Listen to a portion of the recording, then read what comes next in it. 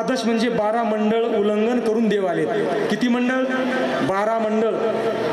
आणि सावित्री मातेला विचारलं, माय मला चातुर्मास करायच्या जागा द्या। तोशी सत्कार करूया। नंतर कार्यक्रम आहे आणि त्याच्यानंतर दत्त जन्म आहे। सर्वांनी शांततेत बसा।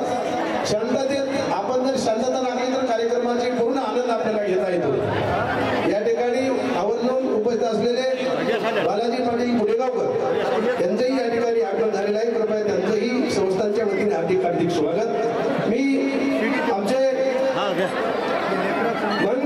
राम भारती महाराज माय बापू त्याच्या पलीकडे अजून तीच वाळकुट आणि तिथलाच प्रसंग बघा। सावित्री मातेला देवाने विचारलं,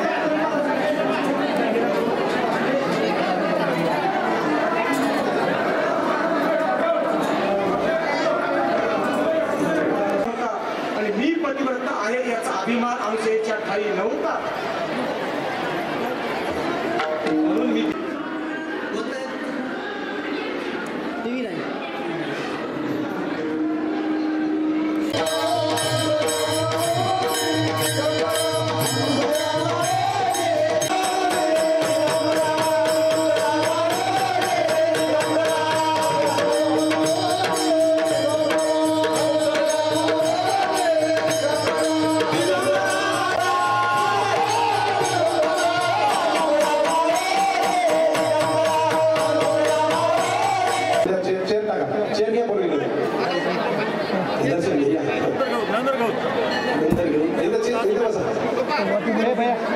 या ठिकाणी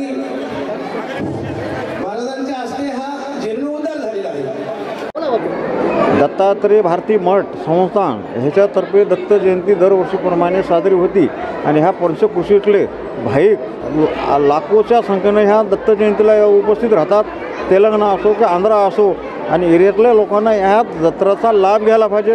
कुठले भानगडी न करता कुठले गालबोट न लावता ह्या जत्राचा शोभा वाढवला पाहिजे। सगळ्या एरियातली जत्रा आहे, सगळ्याचं देवस्थान आहे, कोणाच्या घरचं देवस्थान नाही, सर्व बंधूचं देवस्थान आहे। की मी म्हणत नाही की माझं देवस्थान आहे, पण प्रत्येकाचं देवस्थान आहे आणि ह्या देवस्थानचे पवित्र कसं राखायचं आहे। आज त्र्यंबकेश्वरपासून साधू संत आलेत, बंगालपासून साधू संत आलेत, ह्याचा सन्मान करावा एरियातल्या लोकांना। आणि ही दत्त जयंती दरवर्षीप्रमाणे सगळ्याच्या खुशीसाठी आणि हे जे मी कार्यक्रम करतो तुमच्या लेकराबाळासाठी करतो, पशुप्रदर्शन आणतो, कुस्त्याचा फड आणतो, लाल कंदारी जनावरचे पशुप्रदर्शन आणतो, सर्व एरियातल्या लोकांनी ह्या कार्यक्रमाचा छानपणे लाभ घ्यावा। आणि दुसरी एक सूचना आहे की ह्या सरकारला शेतकऱ्यासाठी मायबापासाठी आज शेतकरी कुठं भिकारी झालेला आहे, ह्याला लाडक्या बहिणीचे पैसे नाही पाहिजेत। शेतकऱ्याला 7 ते 8 हजार रुपये सोयाबीनचा भाव पाहिजेत आणि कापसाला 15 ते 15 हजार रुपये भाव पाहिजेत। दुसरा प्रश्न, ऊसाला 4 हजार रुपये ह्या सरकारनं भाव द्यायला पाहिजेत। लाडक्या बहिणीचे 2 हजार रुपयानं काही फरक पडत नाही, पण सगळं ह्या मोदीजीला मी विनंती करतो, फडणवीसला विनंती करतो, तुमचं सरकार चांगलं आहे, मला त्यासाठी बोलायचं नाही काही, पण या शेतकऱ्या मायबापासाठी दोन्ही सुखी होणार, शेतकरी सुखी होणार आणि बळीराजा सुखी होणार, ह्याच्यासाठी 100% प्रयत्न करो। दत्तात्रय भारती मठाच्या हिशोबानं मी तुम्हाला आशीर्वाद देतो। ह्या कारभार चांगला चालवा। नांदेड जिल्ह्यामध्ये आतापर्यंत कुठलीही कंपनी नाही, कुठल्या लेकराबाळाला पोट भरायला नाही। नांदेड जिल्ह्यासाठी आपण कुठलीही कंपनी द्यावं हे आमदार साहेबाला मी प्रयत्न करणार आहे की काही मुख्यमंत्र्यांना काही करू शकलं नाहीत।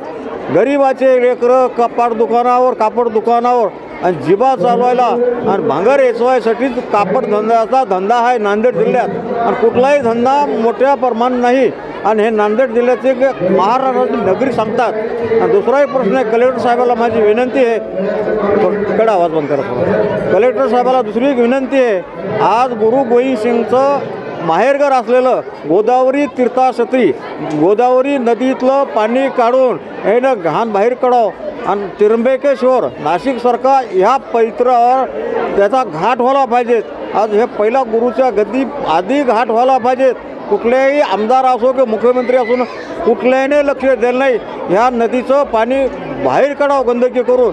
आणि दुसरी एक कलेक्टर साहेबाला विनंती आहे, दरवर्षी मला दत्त जयंतीवेळी कुठले टोकरे आणावं लागतात, कुठले नाव आणावं लागतात। कलेक्टर साहेबांना की ह्याला परमिशन द्यावं की बोट आज 50 किलोमीटर भावी भक्तासाठी ही चालणारी आहे। आज जवळपास कपिलेश्वर, दत्त मंदिर, वाहेगाव, कपिलेश्वर हे गोदावरीतून 50 किलोमीटरचा भाविक भक्ताला लाभ होणार आहे.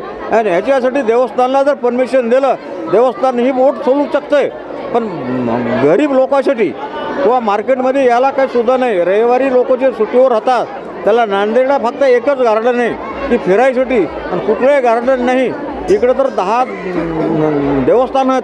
आणि हे जर कलेक्टर साहेबांना परवानगी दिली तर दत्तात्रेय भारती मठ ह्याच्या वतीनं आजही बोटी खरी तयार आहे. पण परमिशन दिल्याच्यानंतर दत्तात्रेय भारती मठ वाहेगाव याच्यावरतून आशीर्वाद देतो की लवकरात लवकर आम्हाला अर्ज करून परमिशन द्यावं कलेक्टर साहेबांना, आणि पुन्हा बँडसीच्या अधिकाऱ्याने बी परमिशन द्यावं. ही आमची व्यवस्था आम्ही करू बोटची.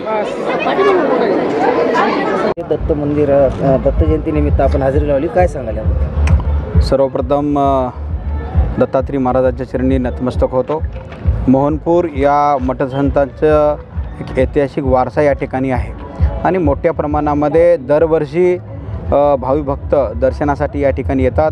आणि अतिशय आनंद उत्सवामध्ये हा जो सोहळा आहे दत्त जयंतीचा या ठिकाणी पार पडतो. इथले जे म्हणत आहेत त्यांनी जे वारसा या ठिकाणी जोपासलेला आहे त्यांचा या ठिकाणी या सर्व परिसरातील लोक त्यांना अतिशय मनातून मानतात आणि मोठ्या प्रमाणामध्ये यात्रेकरू दत्त महाराजांच्या चरणी लीन होण्यासाठी या ठिकाणी येतात.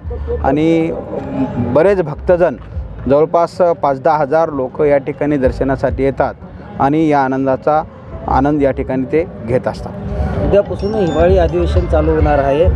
आमदार हेमंत पाटील यांचं मंत्रिपदासाठी नाव चर्चेमध्ये आहे, काय असं वाटतं? नाही, हा जो विषय आहे आमचे मुख्य नेते आदरणीय एकनाथरावजी शिंदे साहेब हे सर्वस्व निर्णय ते या ठिकाणी घेत असतात. जे काही निर्णय ते घेणार आहेत ते योग्य निर्णय या ठिकाणी घेतील अशी अपेक्षा आम्हाला आहे.